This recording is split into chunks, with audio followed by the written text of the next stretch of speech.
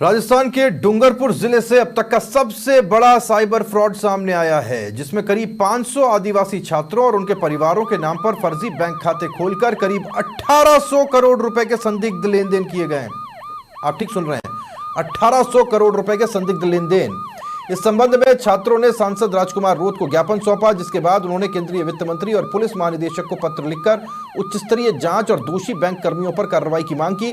आरोप है कि कुछ बैंकों के कर्मचारियों ने साइबर ठगों से मिलीभगत कर ये घोटाला किया है।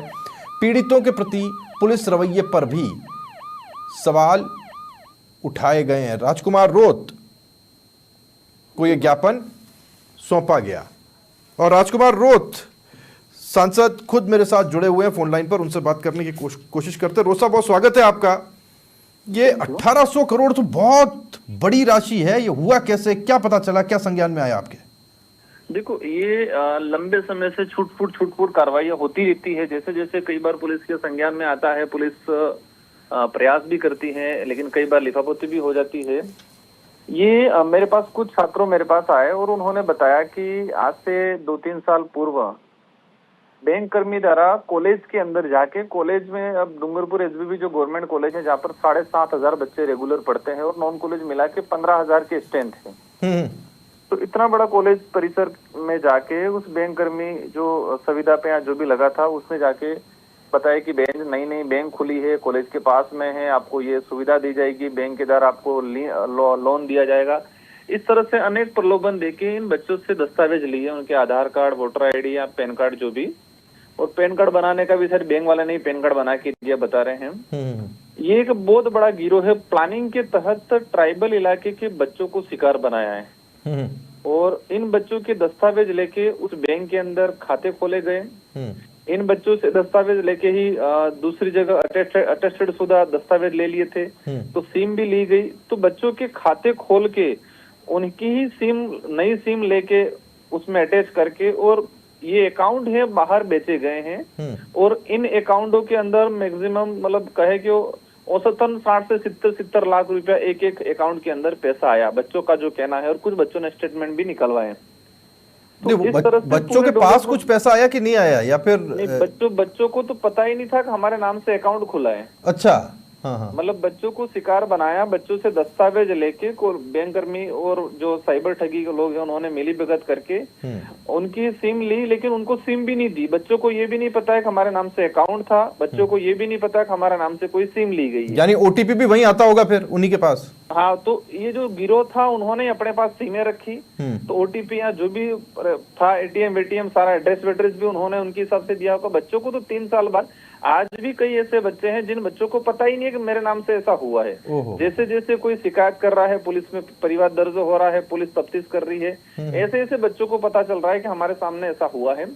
तो ये एक बहुत बड़ा गिरोह काम कर रहा है और ये 1800 करोड़ के आसपास का घोटाला है। 400 से 500 बच्चों को शिकार बनाया गया है। ये हो सकता है और भी बच्चे निकलेंगे। एक लगा कि एक बड़े प्लानिंग से के साथ 4-5 साल से आदिवासी बाहुल्य क्षेत्र के अंदर गरीब परिवार के जो बच्चे आते हैं उनके साथ ये फ्रॉड किया गया है, ताकि इस इलाके को कोई ध्यान भी नहीं देता है। अब पुलिस क्या करती है, तो जिनके खाते में गया उनको मुलजिम समझ रही है पुलिस आज तो। कोई ध्यान देता नहीं देता है, पर हम देते हैं और हम देंगे। बिल्कुल, और ये ध्यान देने वाली चीज बहुत देंगे। बहुत गंभीर विषय है रोज साहब। ये 1800 करोड़ उन बच्चों के अकाउंट के साथ खिलवाड़ हो रहा था जिन बच्चों के पास, क्योंकि रोज साहब अपन जानते हैं उस इलाके के अंदर बच्चों के पास स्कूल तक पहुंचने के कई बार पैसे नहीं होते। बिल्कुल ना, वो 1800 करोड़ का ये जो गड़बड़ चला हुआ है, 80 लाख 70 लाख रुपया फ्रॉड किया गया और बच्चों को पता ही नहीं है। जब पुलिस के थ्रू जा रहा है कोई तो पता चल रहा है बच्चों को, फिर दोस्तों से पता चला कि मेरे भी दस्तावेज ले गए थे, बच्चा जाके चेक कर रहा है कि मेरे दस्तावेज को भी ऐसे यूज तो नहीं किया, तो पता चल रहा है ये।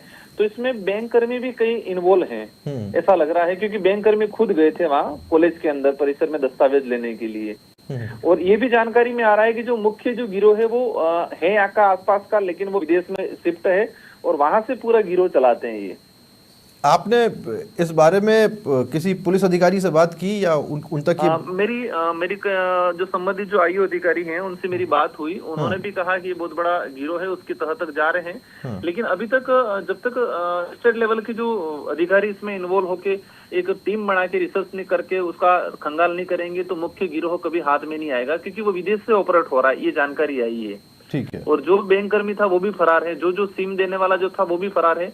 तो सारे मुख्य जो आरोपी थे वो सारे फरार हैं। और इनमें जानकारी भी आई कि कई लोग विदेश शिफ्ट हो गए। 1800 करोड़ का मामला है, तो उनका तो लाइफ सेट कर लिया, लेकिन यहाँ वालों की बर्बाद करके जा रहे हैं।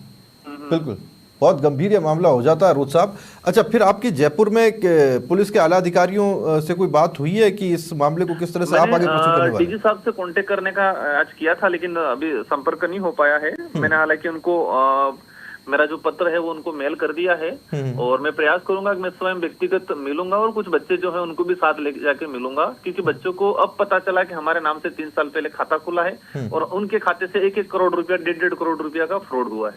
बिल्कुल। रोज साहब, बहुत धन्यवाद आपका हमसे बात करने के लिए। राजकुमार रोत, बीएपी सांसद, बीएपी सुप्रीमो हमारे साथ जुड़े, और राजकुमार रोत साहब ये पूरी जानकारी जो दे रहे थे वो उनके पास उन बच्चों के माध्यम से आई, जैसा कि रोत साहब बता रहे थे। एक्सक्लूसिव खबर है समाचार प्लस पर, आप देख पा रहे हैं। 1800 करोड़ रुपए का ये पूरा मामला है। अब है क्या कि इसमें किसी जिनके अकाउंट्स हैं उन्होंने तो कुछ नहीं किया, उनको पता ही नहीं कि उनके अकाउंट्स खुल गए। कुछ लोग आए, बोला साहब आपकी आईडी दे दो, ये दे दो, वो दे दो, हम आपका अकाउंट खोलेंगे, और उन्हीं दस्तावेजों के आधार पर सिम कार्ड्स ले लिए गए, एक अकाउंट खोल दिया गया, जिस अकाउंट के बारे में जो अकाउंट होल्डर है उसी को पता नहीं। अब उन अकाउंट्स का उपयोग पिछले 3 सालों से, ये तो वो है जो सामने आ गए, अभी तो कई ऐसे जिनके बारे में पता ही नहीं होगा। और रोज साहब ये कह रहे हैं कि कई गरीब ऐसे लोग हैं जिनको अपने जाल में फांस के या फिर बरगला के ये सारे के सारे अकाउंट्स खोल दिए गए, और उन अकाउंट्स के जब हम ट्रांजैक्शन देखते हैं या फिर उसके अंदर हुई लेन देन को देखते हैं, रोज साहब का ये दावा है कि उसके अंदर स्टूडेंट्स ये कह रहे हैं 60-60, 70-70 लाख रुपए के ट्रांजैक्शन हुए हैं। और इतने सारे चूंकि आदिवासी बच्चे हैं जिनके ये अकाउंट्स बनाए गए, तो ये जो कुल अभी तक जो सामने आ रहा है वो 1800 करोड़ का ट्रांजैक्शन है। अब 1800 करोड़ का ट्रांजैक्शन करने वाले कौन लोग हैं, और उन पैसों को कहां से लाकर कहां घुमाया गया, किधर लेकर के जाया गया, और फिर इस पूरी अर्थव्यवस्था में उसका उपयोग क्या हुआ, ये एक बहुत बड़ा सवाल बन जाता है। और उसके पर्दे के पीछे जो लोग हैं वो है कौन, दरअसल ये पता किया जाना बहुत ज्यादा जरूरी है। एक्सक्लूसिवली समाचार प्लस पर इस वक्त की सबसे बड़ी खबर आप देख रहे हैं, जहां आरोप है कि बैंक कर्मियों की मिलीभगत से 1800 करोड़ से ज्यादा का साइबर फ्रॉड हुआ है। अब ये हुआ क्या है क्या नहीं है, इन्वेस्टिगेशन का पार्ट है, पुलिस के सामने जानकारी रख दी गई है। लेकिन राजकुमार रोत साहब जो हम तक ये जानकारी पहुंचा रहे थे, उनसे जब हम तफसील से बात कर रहे थे तो उनका कहना यह था कि क्योंकि ये मामला इतना बड़ा है, ये एक थाने की पुलिस हैंडल कर ले ये संभव नहीं है, इसके लिए पूरी टीम चाहिएगी, और वो टीम जयपुर से लगाई जानी बेहद ज़रूरी है। और साथ ही साथ इसके अंदर हो सकता है कि कुछ सीबीआई की टीम का इन्वॉल्वमेंट भी ज़रूरी हो, और फिर ईडी का भी इन्वॉल्वमेंट ज़रूरी हो, या दूसरी कोई भी एजेंसी ऐसी हो जिसका इन्वॉल्वमेंट ज़रूरी हो, ताकि ये पता चल पाए कि ये पैसा किसका था, कहाँ से आया, इन अकाउंट्स का दुरुपयोग करते हुए कहाँ पहुँचाया गया, और इस पूरे गड़बड़ झाले के पीछे है कौन। सबसे पहले समाचार प्लस पर सबसे बड़ी खबर आप देख पा रहे हैं।